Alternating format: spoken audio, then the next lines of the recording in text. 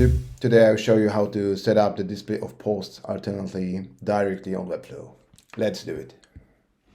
Alright, so here's the website where I already have the alternate showing posts on the website. As you can see, the graphics are like on the chessboard, so on the left, on the right. And this is the final effect that you would like to achieve using the Webflow and the CSS even attribute. I already have the code here that I will use on the website. So as you can see, the first element you have to use is the item of the collection. So this is the class that I use. The second one is the wrapper lightbox because all element is on the lightbox, so I use the wrapper lightbox. And on the wrapper, I have the block media, which holds the graphic, and the block content, where is the whole text.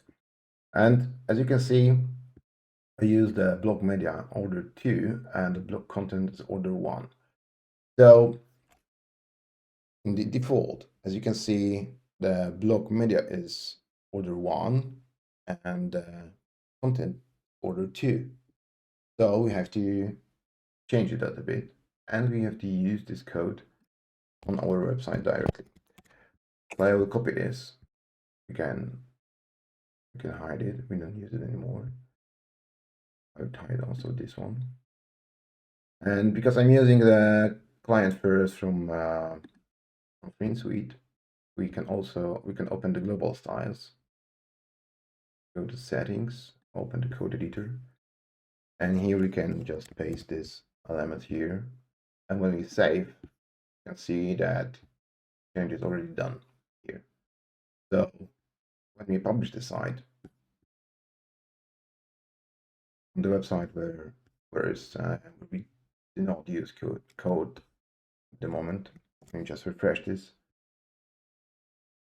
We can see that the even attribute is already running and posts are showing alternately. So as you can see, changing the small element on the website using just a small piece of code, we can have a great looking blog with alternate post display. The code will be below the video.